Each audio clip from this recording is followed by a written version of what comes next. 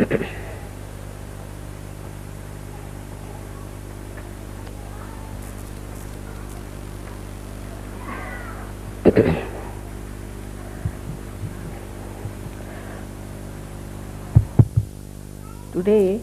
we have gathered here to do the Navaratri Puja. There were 9 times when the major incarnations of the Mother of this universe were manifested. They were manifested with a purpose. That purpose is to protect her bhaktas, her disciples, her children. This was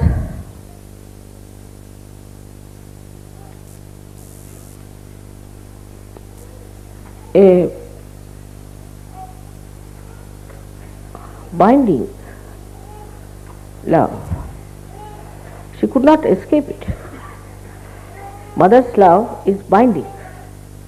She cannot escape it.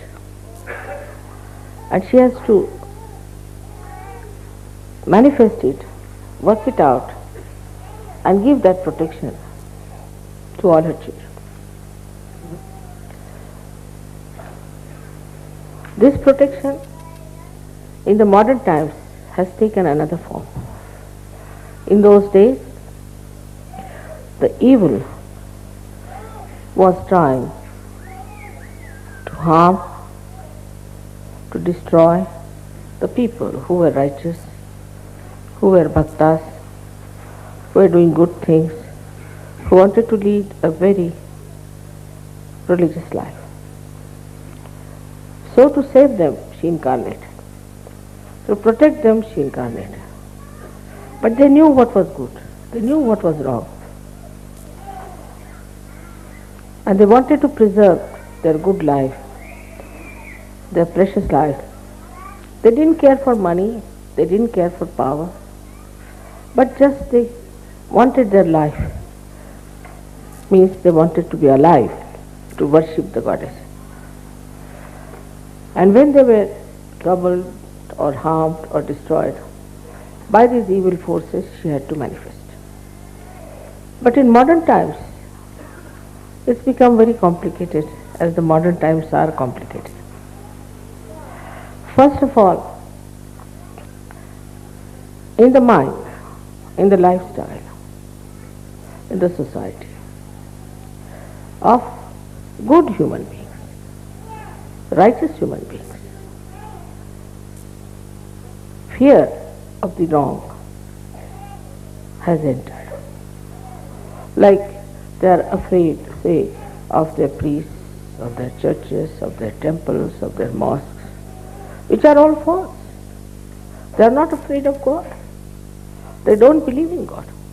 They think they have created God and they can manage God. So who is God? The way they behave, you can see clearly that they do not recognize the existence of God. God Almighty, who is a wrathful God. They are not at all worried as to what will happen to them. They don't even believe in the second life. They don't believe in the resurrection. They are very short-sighted, evil people doing all kinds of evil things. So, somehow or other, as soon as you are born into some sort of a brand. You are this, you are that, you are that, you are that. As soon as you are born. So the first brand comes onto this modern man is of a religion to which he belongs. He can't avoid it. He has to be jolly well belonging to some religion. You go anywhere, even in the passport, nowadays they have stopped it. Otherwise they used to ask, what is your religion? And in India, if you said you had no religion, they would not give you a passport. Because you are not yet qualified evil person. Or you are not following qualified evil people. So that very simple, gullible, good people, very righteous, believers of God, developed this kind of a fear which was put into their heads by these false people. That if you don't do like this, if you don't pay money to us, then God will be wrathful. If you do not come to the confession, then God will be angry. If you do not tolerate our nonsense, God will be angry. All these things started going into the brains of the people very easily. In some religion, they believe there is no sin in drink. In some religion, they believe there is no sin in marrying many women. In some religion, they believe that you can have caste system. All is anti-God, absolutely anti-God activity perpetuated into the society by these priests who are supposed to be in charge of the religion. So the first horrible conditioning we have when we start Sahaja Yoga is this. So to start something afresh, they find it very difficult. So the first protection mother had to render is from this condition. The second one is that of the country. Either you belong to this country, to that country, or to that country. And these days every country is competing with each other in all kinds of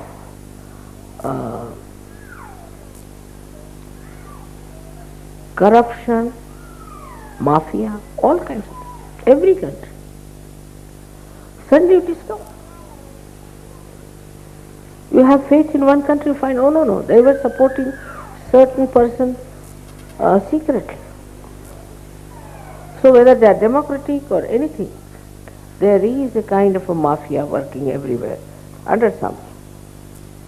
So the so-called laws also are only for people who are simple, gullible, pure citizens, and not for the people who put those laws on them. They take bribes, they take all kinds of things, but still they are supposed to be in charge of law, doing all kinds of illegal things. Because they have made the law, so they know how to be illegal. So this is the second type of fear that is in the minds of the modern time. Then the third thing was the war. Wars after wars came in. So many people developed a kind of a fear about war. And as a reaction, they developed a kind of a stupid ego, just they said to protect themselves. In protection themselves, they have built up a big ego and they are now becoming very, we should say, aggressive people. So this kind of a wider range, I should say, of fear, it can be directed into any direction, it can be directed towards anyone. Then comes is the fear of least. Racialism. Now I am told that neo-Nazism is taking its own course and is coming up like a little snake. This is another area which is very dangerous now working on. Now in the minds of seekers, and they are seeking, they have been to many gurus, they have read all kinds of books, but they are seeking. They are seeking it, drink any kind of water, develop all kinds of diseases. What can you do? You are seeking after all, you are thirsty. It has to be excused. And that's how they develop lots of problems, not only in their body, but also in their brain. And now it's a very delicate thing. If you tell somebody that you have been to such and such guru, he doesn't want to hear. Because for him, now the guru has become the last one. You cannot say anything against his guru. Now, when he starts suffering, then he may accept. But to take it out that guru is also very delicate, because if you want to take out that guru, then he might be hurt. So it's a very delicate operation.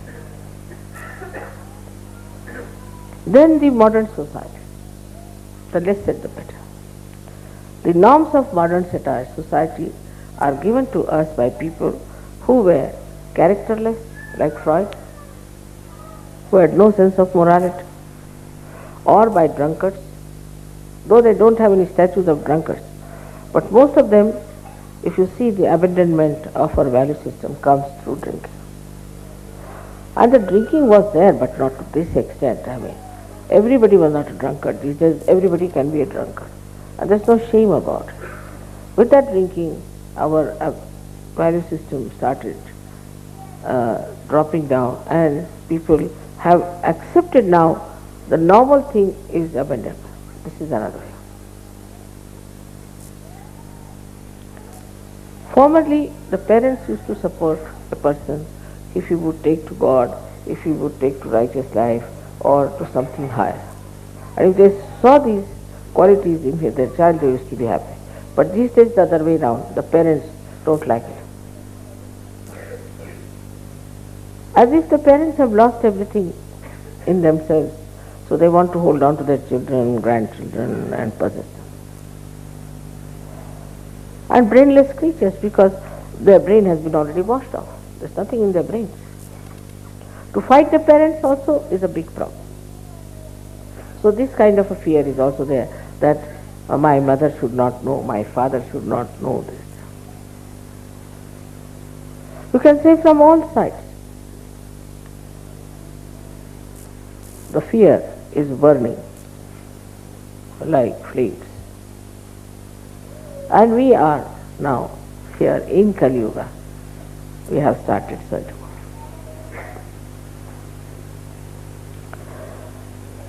So the way we have to work out our protection has to be mutual. Mother, of course, is there to protect you all the time. Her powers are there to protect you. But surprisingly, in the modern times, there is one condition which has to be fulfilled. Because in those days, good were good and evil were evil. There was no mixing up. So once they asked for goddess, they accepted her, she came in her real form and she worked it out.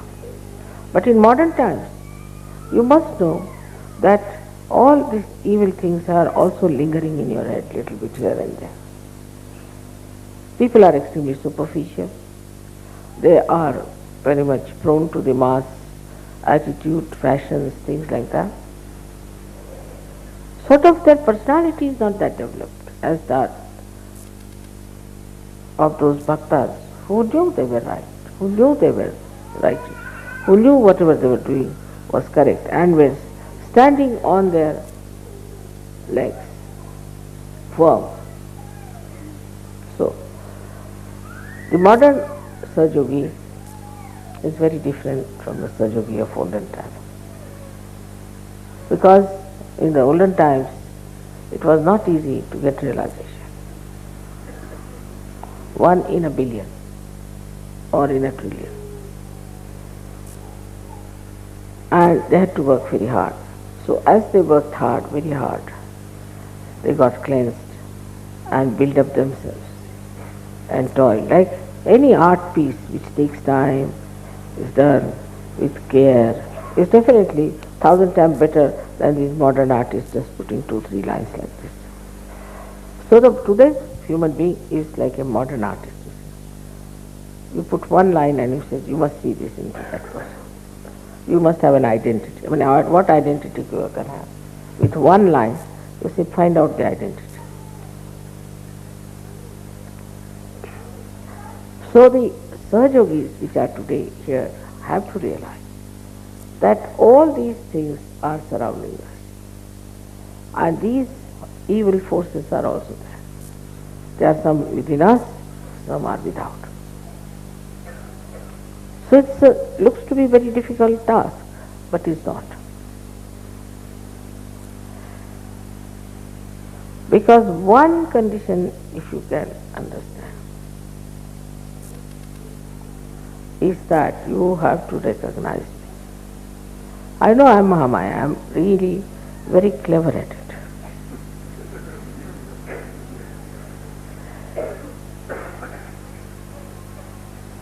But I'm truthful. I do not have crocodile tears. I cannot have. I'm truthful. But still, I'm Mahamaya. So to recognize me, what should we do? If we recognize, then you are protected. And the cleansing is the simplest thing in Sahaja Yoga, is to be collective. If you are not collective, then know that something is wrong with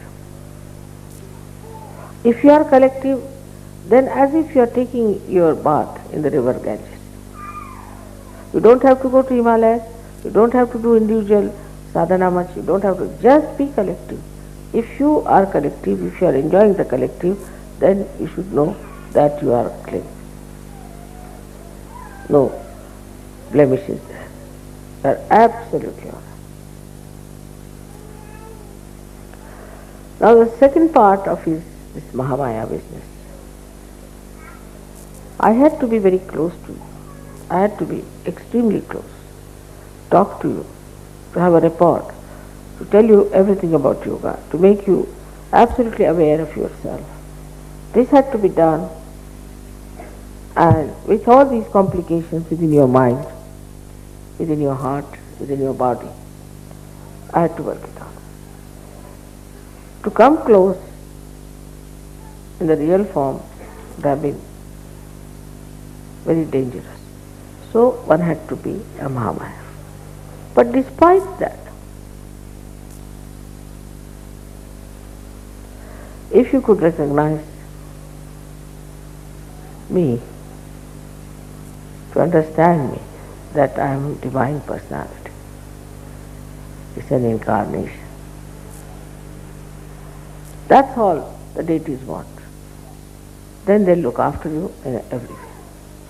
They'll give you all the powers, they'll give you all the satisfaction, all the protection that you want. This is the condition which for a rational mind is very difficult to understand. That how can Adi Shakti be in one body? How can the infinite can become finite? But human beings cannot do that. Only human beings. God can do it. He is God after all.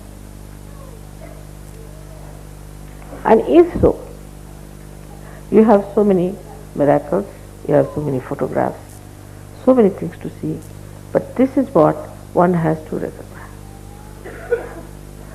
Now, I see people, when I talk to them, they start talking to me a little frivolously.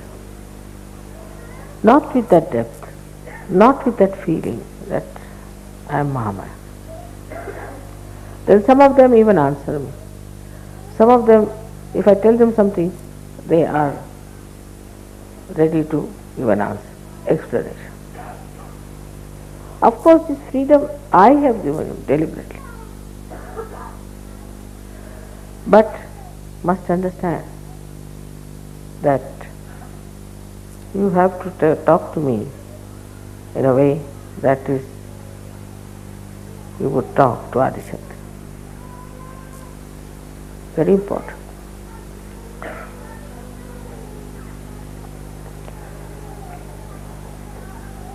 Then how you behave is very important. It should not be artificial. It should not be superficial.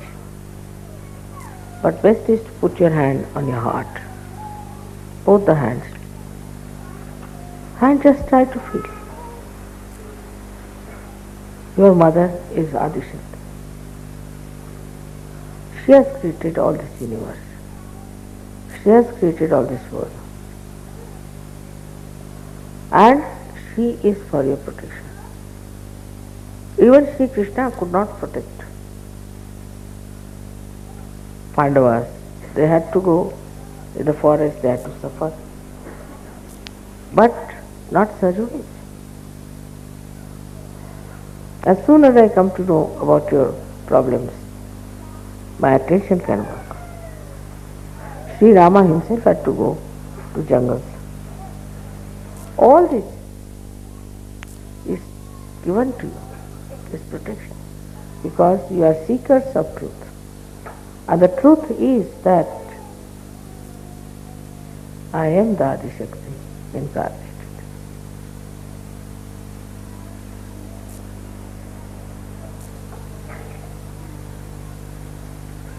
Once this truth becomes one with yourself, there is nothing to fear, because all the deities know this fact. They know about this incarnation very well.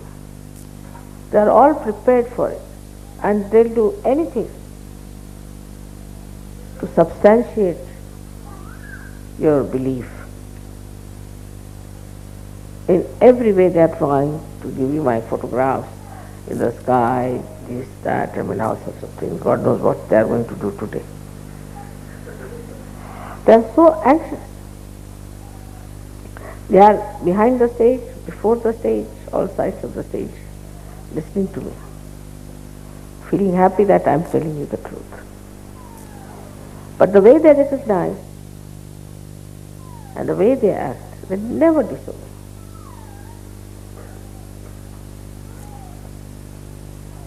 If you behave in the same manner, you are completely protected from all these problems I have told you.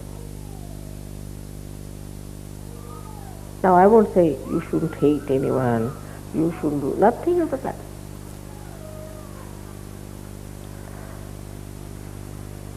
I wouldn't say you should not steal something. I wouldn't say that you make money, don't make money out of such a nothing. I don't even say don't drink, don't smoke, I never said so.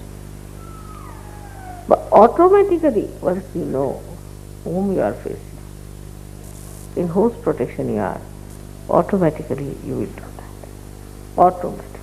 You will have no fear. Once you have recognized, you will have no fear from anyone. And the more you show that recognition, the more you realize it, you get higher and higher, not only spiritually, but every way, mentally, socially, economically, politically. It's very remarkable that not only that you recognize me as a mother who loves you very much, but a mother who is powerful to protect you. Very powerful.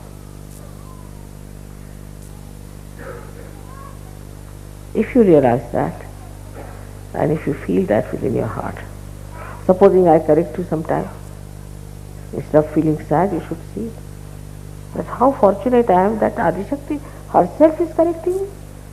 She is taking interest in me. How fortunate I am to be born at this time, to be with her in her great work. What have I done? This recognition itself will fulfill all the incarnations of Navaratri. So today we are worshipping the Durga, Kali, all these great goddesses, these powers, even Radha. It was Radha who killed Kamsa, not Sri Krishna. He had to ask Radha to come and kill him. It's the power that kills.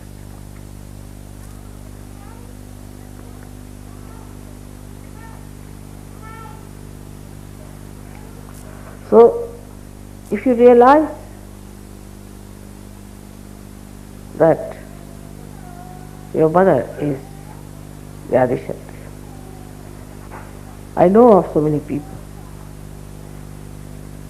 There's one gentleman who is working in London airport. Somebody tried to trouble him. He said, you see, be careful, my mother is very powerful, you don't know.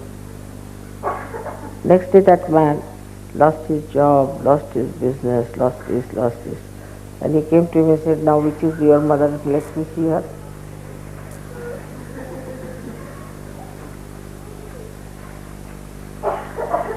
There was a farmer in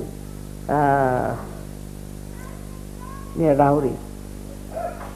And in the night 3 men came to steal some sugar cane.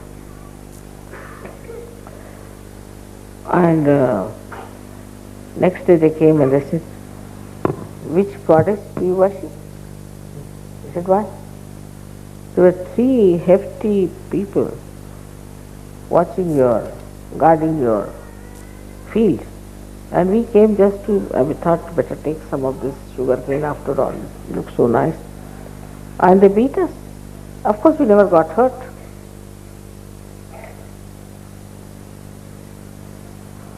So just behind this recognition is all the powers. There are so many stories I can tell you. How things have happened, how it has worked. But if you are doubting, still half faith this time, then things won't be all right. You shouldn't worry about your reputation. Just go with full speed into any direction, knowing one thing, that you are my child and that I am Adishakti. Everything that looks horrible will become better. We have seen it now in this France case and all that. What has happened? Don't worry about anything. Just know that I am the Adishakti. That all the powers of gods and goddesses and all that are within me. And they are within me and they are all looking after. But if that recognition is not there, they are not going to recognize you.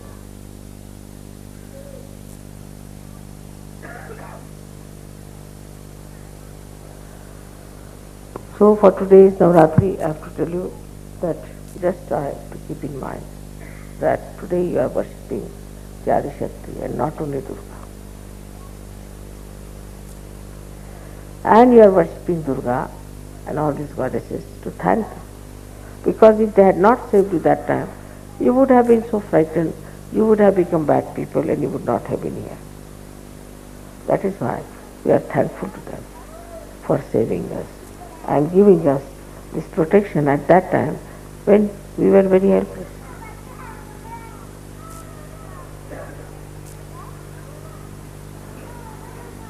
May God bless.